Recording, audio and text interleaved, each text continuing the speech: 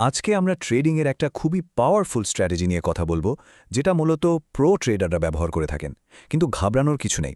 আমরা এটাকে এমনভাবে ভেঙে দেখাবো যে যারা নতুন ট্রেডিং করছেন তারাও ব্যাপারটা পরিষ্কার বুঝে যাবেন।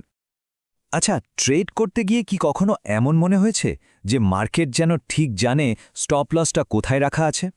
মানে যেই না স্টপ লস হিট করল, ঠিক তার পর মুহূর্তেই প্রাইস আপনার দিকেই দৌড়ে দিল? বিশ্বাস করুন, এই অভিজ্ঞতাটা শুধু একার নয়, এটা খুবই কমন একটা ব্যাপার। তো এই যে অভিজ্ঞতাটা, এটা কিন্তু শুধু কপাল খারাপ বলে হয় না। এর পেছনে একটা আসল মার্কেট মেকানিজম কাজ করে। এটাকে বলে স্টপ হান্ট। সোজা কথায়, এখানে ইচ্ছে করে স্টপ লসগুলোকে টার্গেট করা হয়। কিন্তু প্রশ্নটা হলো, কেন? কারা করে এই কাজটা? চলুন তাহলে এর পেছনের আসল রহস্যটা জেনে নেওয়া যাক। এই পুরো স্টপ হান্টের খেলাটার পেছনে যে মূল কনসেপ্টটা কাজ করে, সেটাই হলো মার্কেট লিকুইডিটি। একদম সহজ করে বললে, লিকুইডিটি মানে হলো চার্টের সেই সব জায়গা যেখানে প্রচুর পেন্ডিং অর্ডার, মানে বাই, সেল আর বিশেষ করে স্টপ লস একসাথে জমা হয়ে আছে। ভাবুন, এটা অনেকটা টাকার ভাণ্ডারের মতো, যেখানে অনেকগুলো অর্ডার একসাথে আছে। বড় বড় প্লেয়াররা, মানে প্রাতিষ্ঠানিক ট্রেডাররা, ঠিক সেই জায়গাটাকেই টার্গেট করে।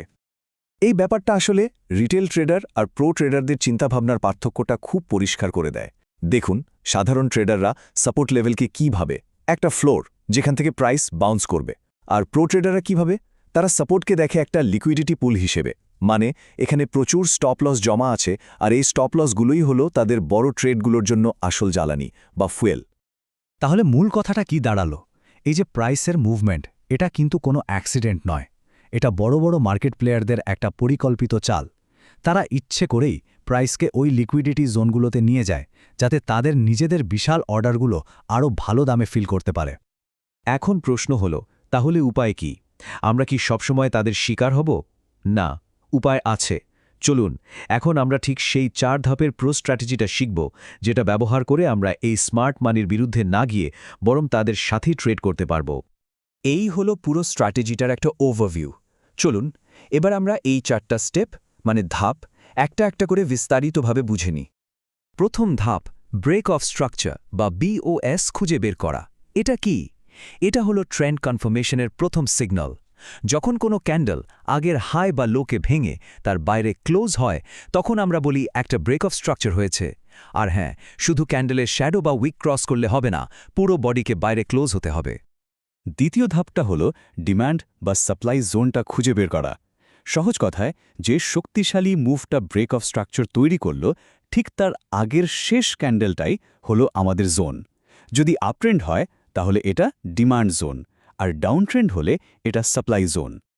এবার আসছি সবচেয়ে গুরুত্বপূর্ণ ধাপে, 3 নম্বর, লিকুইডিটি পুলটা খুঁজে বের করা। এখানে আমাদের কাজ হলো আমাদের ওই ডিম্যান্ড বা সাপ্লাই জোনে প্রাইস পৌঁছানোর আগে কাছাকাছি কোনো স্পষ্ট লেভেল খুঁজে বের করা। যেমন ধরুন ডাবল বটম বা ট্রিপল টপ। এগুলোই হলো সেই জায়গা যেখানে রিটেল ট্রেডারদের স্টপ লসগুলো জমা হয়ে থাকে, আর মার্কেট ঠিক ওখানেই প্রথম হানা দেবে। আর শেষ ধাপ, 4 নম্বর, এন্ট্রি সেট করা।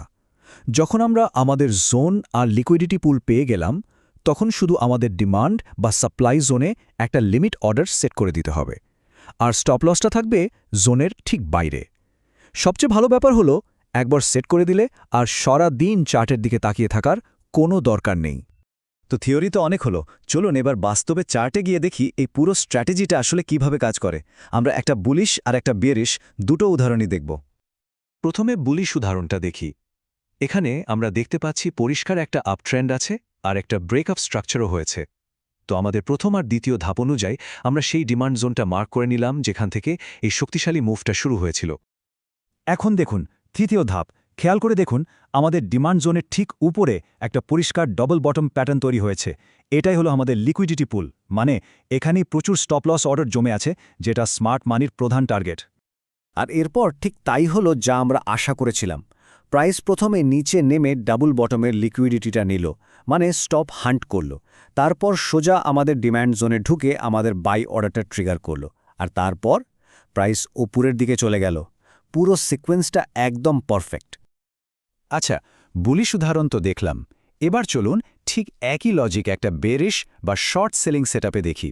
এখানেও প্রথমে আমরা ব্রেক অফ স্ট্রাকচারের মাধ্যমে ডাউন ট্রেন্ডটা কনফার্ম করলাম, আর তারপর যেখান থেকে মুভটা শুরু হয়েছিল সেই সাপ্লাই জোনটা মার্ক করে নিলাম। এবার লিকুইডিটি খোঁজার পালা। দেখুন, আমাদের সাপ্লাই জোনের ঠিক নিচে একটা লেভেল আছে যেখান থেকে প্রাইস কয়েকবার রিজেক্ট হয়েছে। এটা একটা টোপের মতো। অনেক ট্রেডার এখানেই সেল অর্ডার দেবে আর তাদের স্টপ লস রাখবে এই লেভেলের ঠিক উপরে, আর এটাই আমাদের লিকুইডিটি টার্গেট। এবং দেখুন, ঠিক সেটাই হলো। প্রাইস প্রথমে ওপরের দিকে গিয়ে ওই লিকুইডিটিটা সুইপ করল, তারপর আমাদের সাপ্লাই জোনে হিট করে এন্ট্রি ট্রিগার করল, আর তারপরই একটা বড়সড় ড্রপ। আমারও একদম বইয়ের মতো পারফেক্ট একটা ট্রেড। তাহলে পুরো আলোচনা থেকে কয়েকটা জরুরি বিষয় মাথায় রাখা দরকার। ১. এই স্ট্র্যাটেজিটা কিন্তু ছোট টাইম ফ্রেমে, যেমন 5 মিনিট বা 15 মিনিটে বেশ ভালো কাজ করে। ২. এটা যে কোনো মার্কেটেই কাজে লাগানো যাবে, সে ফরেক্স হোক, ক্রিপ্টো বা স্টকস। আর সবচেয়ে বড় কথা হলো, প্যাটার্ন মুখস্থ করার চেয়ে এর পেছনের লজিক বা যুক্তিটা বোঝা অনেক বেশি জরুরি। আসলে এটা শুধু একটা ট্রেডিং স্ট্র্যাটেজি নয়, এটা মার্কেটকে দেখার একটা সম্পূর্ণ নতুন দৃষ্টিভঙ্গি। মনে রাখতে হবে, এটা কিছু নির্দিষ্ট নিয়মের উপর ভিত্তি করে তৈরি একটা প্যাটার্ন। আমরা এখানে দামের হুবহু একটা মুভমেন্ট খুঁজছি না, বরং আমরা সেই শর্তগুলো খুঁজছি যেগুলো এই প্যাটার্নটা তৈরি করে। মানে মার্কেটের স্ট্রাকচার আর তার আচরণ বোঝাটাই আসল খেলা।